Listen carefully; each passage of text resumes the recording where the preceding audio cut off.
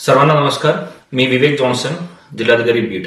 मागच्या काही दिवसापासून बीड जिल्ह्यामध्ये मुसळधार पाऊस चालू आहे आणि IMD द्वारे दिलेल्या इशाऱ्याप्रमाणे पुढच्या 2 दिवस रेड आणि ऑरेंज अलर्ट याचा इशारा सुद्धा दिलेला आहे. सर्वप्रथम मी बीडच्या सर्व नागरिकांना विनंती करतो की मुसळधार पाऊस चालू असल्यामुळे बीड जिल्ह्यामध्ये असलेल्या सर्व नदी, सिंदफणा असेल, मांजरा असेल, बिंदुसरा असेल, गोदावरी असेल, या सर्व नदीमध्ये मोठ्या प्रमाणे फ्लो चालू आहे.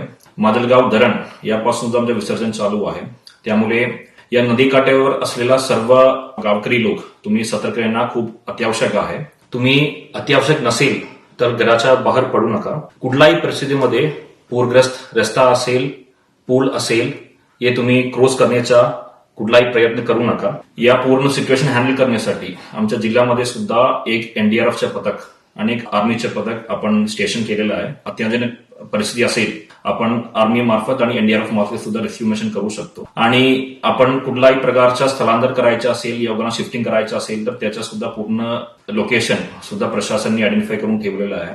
तुम्हाला स्थलांतर केलेल्या ठिकाणामध्ये सुद्धा सर्व सोयी सुविधा करण्यासाठी स्थानिक पातळीच्या प्रशासनाला सुद्धा सूचना दिलेल्या आहे. त्यामुळे कुठल्याही परिस्थितीमध्ये तुमच्या गावावर धोका असेल तर तुम्ही प्रशासनासोबत सहकार्य करणं अपेक्षित आहे आणि सुरक्षित स्थळावर तुम्ही स्थलांतर होणं अपेक्षित आहे. तुम्हाला कुठल्याही प्रकारच्या अडचणी असेल, यामध्ये कुठल्याही प्रकारच्या आपत्तीच्या परिस्थिती असेल, तुम्ही या स्क्रीनवर दाखवलेला टोल फ्री नंबरमध्ये संपर्क करू शकतो. त्यासोबत तुम्ही संबंधित तहसीलदार असेल, तलाठी असेल, या सर्वांना 24 तास त्यांचा मोबाईल चालू ठेवण्यासाठी आणि त्यासोबत कुठलाही परिस्थिती असेल तर आमच्या टोल फ्री नंबरवर संपर्क करण्यासाठी आम्ही पूर्ण सूचना दिलेल्या आहे. कुठल्याही प्रकारच्या तुम्हाला मदत असेल तर तुम्ही आमच्यापर्यंत पोहोचू शकतो. त्यासाठी पूर्ण वेळ प्रशासन तुमच्यासाठी उपलब्ध आहे. त्यासोबत मागच्या 10 दिवसमध्ये झालेल्या पाऊसच्या पंचनामाच्या प्रक्रिया सुद्धा आमच्या तलाठी स्तरावर आम्ही चालू केलेला आहे. लोकल प्रशासन सुद्धा यामध्ये पूर्ण वेळ पंचनामा करण्यासाठी.